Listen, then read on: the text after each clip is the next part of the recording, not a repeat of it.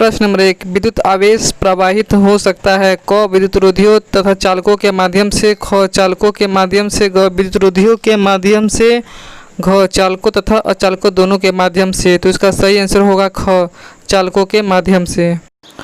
प्रश्न नंबर 2, धातु के तार में विद्युत का प्रवाह होता है क इलेक्ट्रॉन के कारण, ख आयन के कारण, ग प्रोटॉन के कारण, घ उपयुक्त सभी।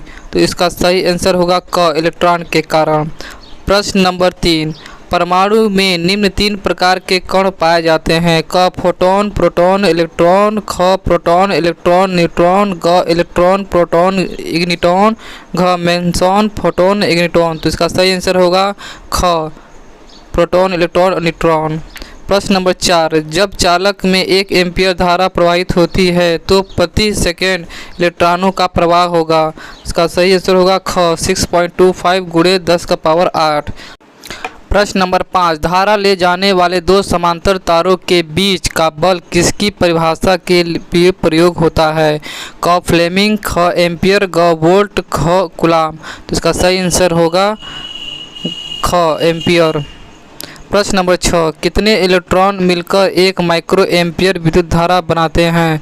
तो इसका सही आंसर होगा घ 6.25 × 10⁻12। प्रश्न नंबर 7, एक चालक जिसका प्रतिरोध R है की लंबाई दोगुनी कर दी जाती है और क्षेत्रफल आधा कर दिया जाता है तो प्रतिरोध का मान क्या होगा। तो इसका सही आंसर होगा ख 4R। प्रश्न नंबर 8वां, किसी परिमित दूरी द्वारा पृथक्कृत 2 आवेश किसमें वृद्धि करते हैं क प्रतिकर्षण बल, ख विद्युत वाहक बल, ग विद्युत क्षेत्र, घ चुंबकीय क्षेत्र। तो इसका सही आंसर होगा ग विद्युत क्षेत्र। प्रश्न नंबर 9, किसी पदार्थ की सापेक्ष विद्युतशीलता सदैव किससे बड़ी होती है क 0, ख 0.5, ग 1, घ 4। तो इसका सही आंसर होगा ग 1। प्रश्न नंबर 10, विद्युत वाहक बल आवश्यक होता है क इलेक्ट्रॉन का पलायन रोकने हेतु, ख असंतुलित परमाणुओं से इलेक्ट्रॉन्स को अलग रखने हेतु, ग चालकता को प्रतिरोध में परिवर्तित करने हेतु, घ इलेक्ट्रॉन्स की गतिमान करने के लिए। तो इसका सही आंसर होगा ख इलेक्ट्रॉन्स को गतिमान करने के लिए। प्रश्न नंबर 11, मानक तापमान और दाब होता है क 273 के N0 एटीएम, ख 273 के N1 एटीएम, ग 0 के N101 एटीएम, घ 10 एटीएम N373 के। तो इसका सही आंसर होगा ख 273 के N1 एटीएम। प्रश्न नंबर 12, विद्युत ऊर्जा की इकाई है क वाट घंटा, ख वोल्ट एम्पीयर घंटा, ग वाट सेकेंड, घ जूल घंटा। तो इसका सही आंसर होगा ख वोल्ट एम्पीयर घंटा। प्रश्न नंबर 13, विद्युत आवेश का यूनिट है क एम्पीयर, ख वाट, ग वोल्ट, ख कूलाम। तो इसका सही आंसर होगा ख कूलाम।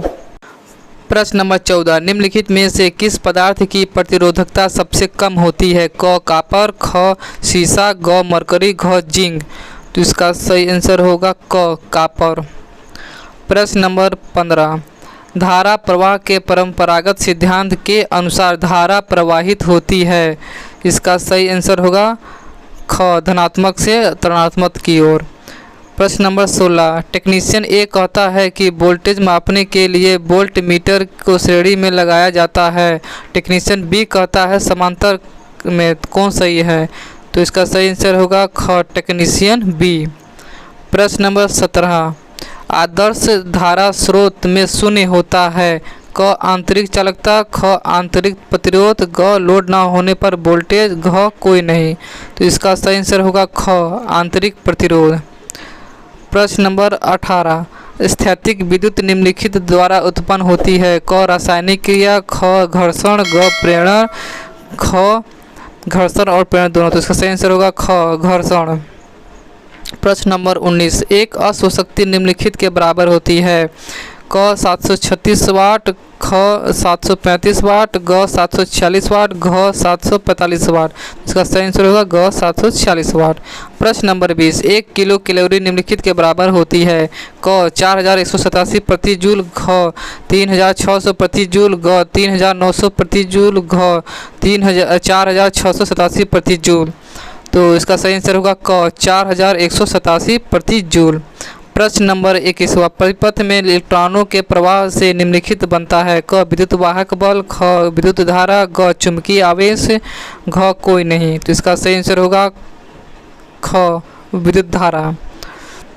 प्रश्न नंबर 22, विद्युत की एक यूनिट निम्नलिखित के बराबर होती है। क 1 किलोवाट घंटा, घ 1 वाट, ग 1000 वाट, घ 3600 वाट घंटा।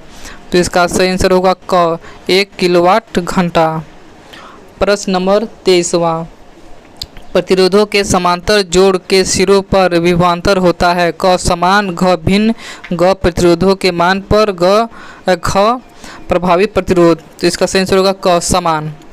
प्रश्न नंबर 24, किसी अनावेशित पिंड को निम्नलिखित में से किस माध्यम से आवेशित नहीं किया जा सकता। क चालन, ख प्रेरणा, घ घर्षण, घ अपने अक्ष पर घूर्णन करके। इसका सही आंसर होगा घ अपने अक्ष पर घूर्णन करके। प्रश्न नंबर 25, किसी अणु का भार माना जाता है। केवल न्यूट्रॉनों का भार, न्यूट्रॉन और प्रोटॉन का भार, इलेक्ट्रॉनों का भार, इलेक्ट्रॉनों और प्रोटॉनों का भार। तो इसका सही आंसर होगा ख न्यूट्रॉन और प्रोटॉनों का भार। प्रश्न नंबर 26, 1 कूलाम बराबर होता है। तो इसका 1 कूलाम बराबर होता है, इसका सही आंसर होगा ख 1 एम्पियर सेकेंड। प्रश्न नंबर 27, आवृत्ति किसका अनुपातिक है। तो इसका सही आंसर होगा, आवृत्ति किसका अनुपातिक है, इसका आंसर होगा सही क प्रेरकीय प्रतिघात के। प्रश्न नंबर 28, विद्युत धारा प्रवाह के लिए तैयार किया गया बंद एवं पूर्ण मार्ग कहलाता है। क सप्लाई, ख बंद, ग खुला, घ परिपथ। तो इसका सही आंसर होगा ख परिपथ। प्रश्न नंबर 29, यदि विद्युत आवेशित दो वस्तुओं को एक तार से जोड़ा जाए तो विद्युत धारा प्रवाहित नहीं होगा यदि दोनों की धारिता समान हो, दोनों का तापमान समान हो, दोनों के आवेश की मात्रा समान हो या दोनों का विभव समान हो। तो इसका सही आंसर होगा घ दोनों का विभव समान हो। प्रश्न नंबर 30, निम्नलिखित में से कौन सी सदिश राशि है। क विद्युत आवेश, घ विद्युत विभव, ग विद्युत प्रतिरोध, घ विद्युत क्षेत्र। इसका सही आंसर होगा घ विद्युत क्षेत्र। प्रश्न नंबर 31, जब दो आवेशित चालकों को जोड़ा जाता है तब आवेश का प्रवाह नहीं होगा यदि आवेश समान है, धारिता एक समान है, या विभव एक समान है, या आवेश का चिन्ह एक समान है। तो इसका सही आंसर होगा ग विभव एक समान है। प्रश्न नंबर 32, यदि किसी विद्युत बल्ब में धारा 8% बढ़ जाती है तो इसकी सामर्थ्य यानी कि पावर में वृद्धि होगी। क 8%, ख 28%, ग 4%, घ 14%। तो सही आंसर होगा क 8%। प्रश्न नंबर 33, कौन सा आइंस्टीन का द्रव्यमान ऊर्जा समीकरण इनमें से सही है। तो आइंस्टीन का समीकरण ग है E=mc²। प्रश्न नंबर 34, धातु के तार में कौन सा कण विद्युत धारा का वहन करता है। क प्रोटॉन, ख इलेक्ट्रॉन, ग इलेक्ट्रोलाइट, घ न्यूट्रॉन। तो इसका सही आंसर होगा ख इलेक्ट्रॉन। प्रश्न नंबर 35, 50 हर्ट्ज पावर आपूर्ति से संबंधित अवधि है। क 50 सेकेंड, ख 20 सेकेंड, ग 50 मिली सेकेंड, घ 20 मिली सेकेंड। सही आंसर होगा घ 20 मिली सेकेंड। प्रश्न नंबर 36, ओजोन परत में हो रहे छेद का कारण। क आंतरिक अन्वेषण, ख क्लोरोफ्लोरोकार्बन, ग मीथेन, घ कार्बन डाइऑक्साइड। तो इसका सही आंसर होगा ख क्लोरोफ्लोरोकार्बन। प्रश्न नंबर 37, द्रव्य द्वारा प्रदर्शित प्रवाह के प्रतिरोध को कहते हैं। क आपेक्षिक घनत्व, घ संयानता, ग अनुमापन, घ अवस्तर। तो इसका सही आंसर होगा ख संयानता। प्रश्न नंबर 38, धातु की अति पतली निक्षेप को कहते हैं। एमटिक, फ्लैश प्लेट, एक्साइटर, फ्लोक्यूलेट। तो इसका सही आंसर होगा ख फ्लैश प्लेट। प्रश्न नंबर 39वां, आवेशित परमाणु कहलाता है अणु, आयन, नाभिक, कक्षा। तो आवेशित परमाणु कहलाता है अणु, सॉरी आयन। ओके। प्रश्न नंबर 40, सामग्री जिसका प्रतिरोध गुणांक शून्य तापमान है, क मैग्नीन, ख पोर्सिलेन, ग कार्बन, घ एल्यूमिनियम। सही आंसर होगा मैग्नीन।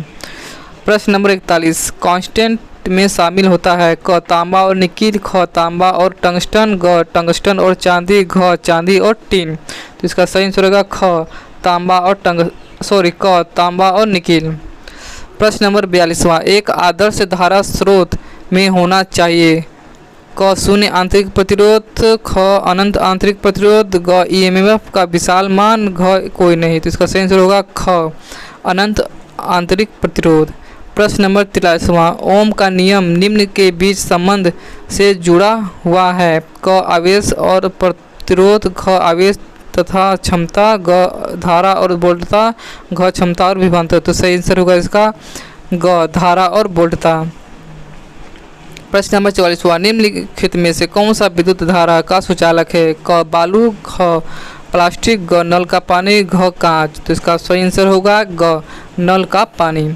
प्रश्न नंबर 45वां, पावर की इकाई है, क एम्पियर, ख वाट, ग वोल्ट, घ कूलाम। तो इसका सही आंसर होगा ख वाट।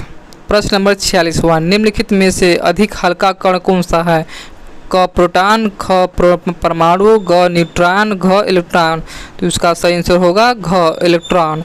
प्रश्न नंबर 47वां, धारा की उपस्थिति का ज्ञान होता है, क चमकने से, घ उत्पन्न प्रभावों से, ग विद्युत झटके से, घ ध्वनि से। तो इसका सही आंसर होगा ख उत्पन्न प्रभावों से।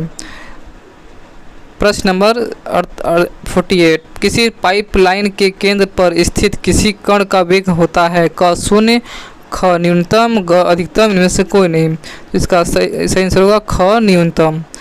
प्रश्न नंबर 49वां, एक एम्पियर विद्युत धारा को किसके प्रभाव के रूप में परिभाषित किया जाता है, क 1 वोल्ट प्रति सेकेंड, ख 1 कूलम्ब प्रति सेकेंड, ग 1 कूलम्ब प्रति वाट, घ 1 वाट प्रति सेकेंड। तो इसका सही आंसर होगा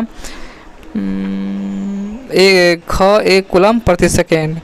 प्रश्न नंबर 50, अगर किसी चालक में बहने वाली धारा का तिगुना कर दिया जाए तो उसमें उत्पन्न ऊष्मा अपने प्रारंभिक मान के कितना गुना हो जाएगी, क तिगुनी, ख 1/3, ग 9 गुना, घ 6 गुना। तो इसका सही आंसर होगा ग 9 गुना। तो इस वीडियो को देखने के लिए धन्यवाद। प्लीज़ इस वीडियो को लाइक शेयर सब्सक्राइब करिएगा और नेक्स्ट चैप्टर जल्द ही आ जाएगा। प्लीज़ बेल आइकन को जरूर प्रेस करिएगा ताकि नोटिफिकेशन आपको डायरेक्ट मिल जाएगा। धन्यवाद।